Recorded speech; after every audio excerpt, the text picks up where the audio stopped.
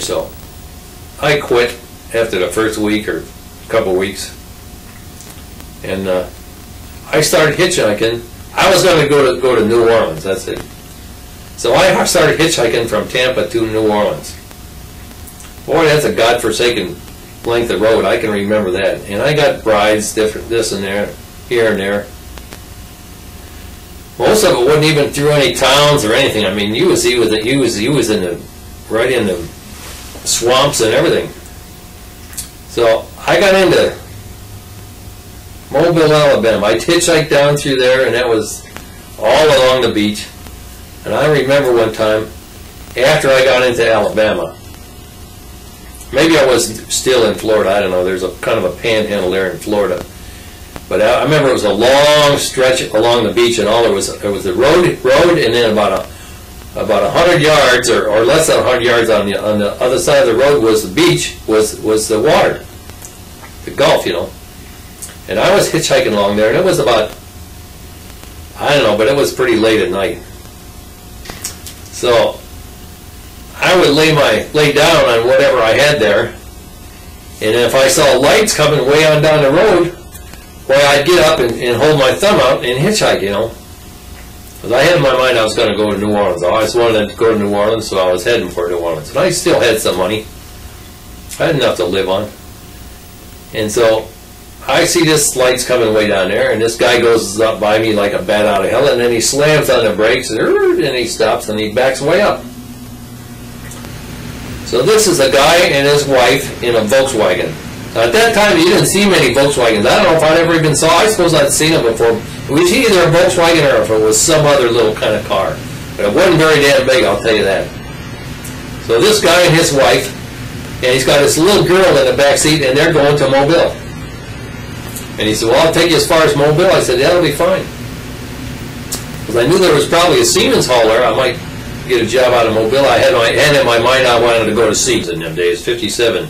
In 1957, it was all unionized. And there was a lot of shipping.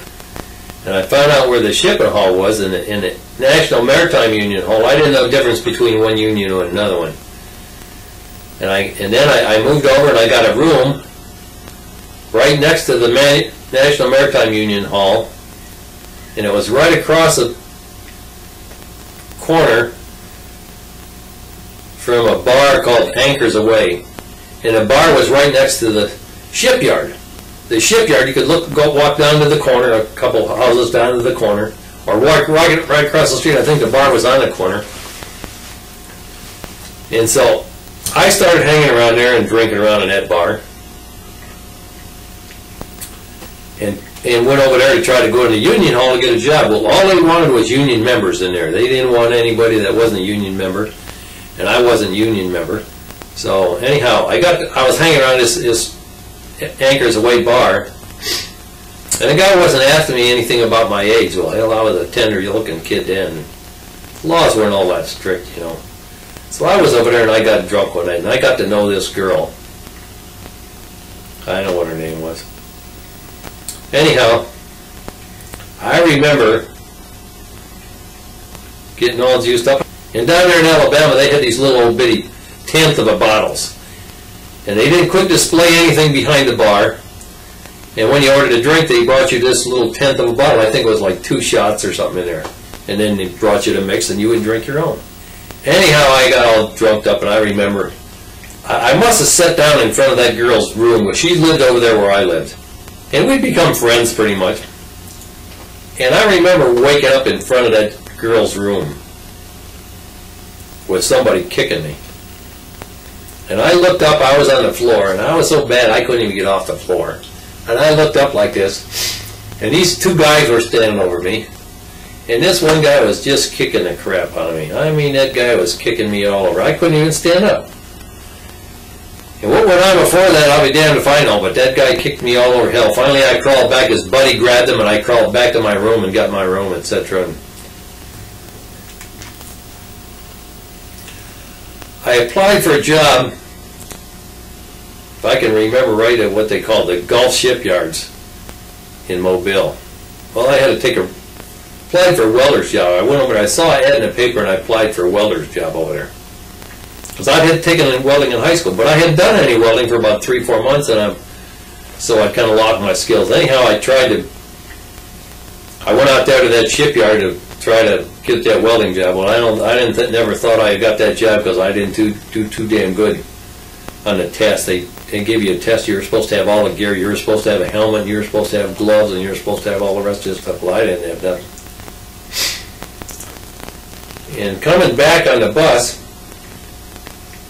this was in '57 in Mobile, Alabama. You got to remember there was segregation at that time. But being from the north, and then hanging around in Florida. Florida wasn't all that bad. Well, there was segregation in Florida, but for some reason you never kind of saw it. Or anyhow, I never noticed it. I didn't pay any attention to it. Maybe, I don't know. So coming back on the bus, I sat down on the bus. I told this bus driver, and this is, you want to know what a redneck was. This bus driver was a great big fat redneck guy. He didn't have much hair, and he was a typical example of what you'd see a redneck sheriff with a great big belly and a great big fat head, not much hair. And so I sat down in the bus in my hometown of Lorain, Ohio. If you rode a bus, all the kids used to sit in the back of the bus. So you'd sit in the back of the bus and you'd talk, and not everybody knew anything, but a lot of times you'd run into somebody you knew. So I sit there in the back of the bus. There was a black lady sitting in front of me. I didn't think anything of it. So this bus driver got one of these great big, got a great big mirror about that wide in a bus and about 2 feet long. And he kept looking at me, giving me these stares in this mirror. I said, great, what is this guy looking at me for? I paid my bus fare. And so pretty soon, he pulled that bus over to the curb real mad. He got out of his seat and he walked back there. He said, hey boy, he said, get the hell up out of here in this black folk section and get up here where you're supposed to be. So I got up in the front and went up there. And this poor old lady in front of me, I remember, she was just terrified. She was afraid that he was going to say something to her, So I went up, sat farther up in the bus, and when it got to my stop, he told me to stop. I got off there. Well, that was in '57.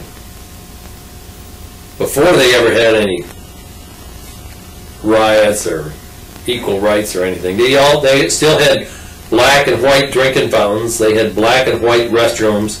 They had black sections of the cities where only the black people lived.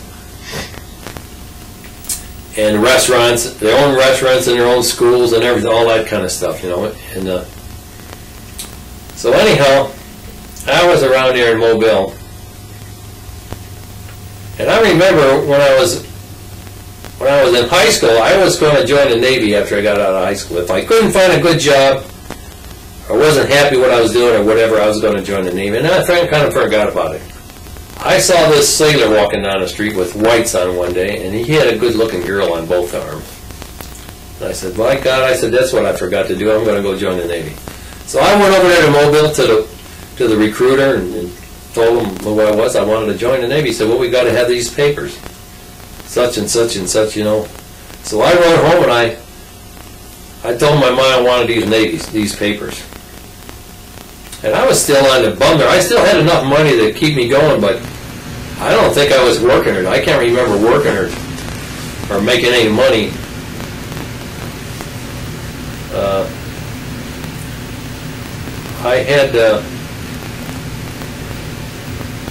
I hadn't even applied for unemployment or anything, I don't think.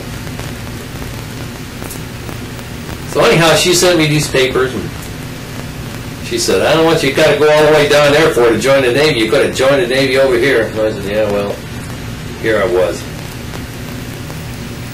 And so I joined the Navy in Mobile, Alabama.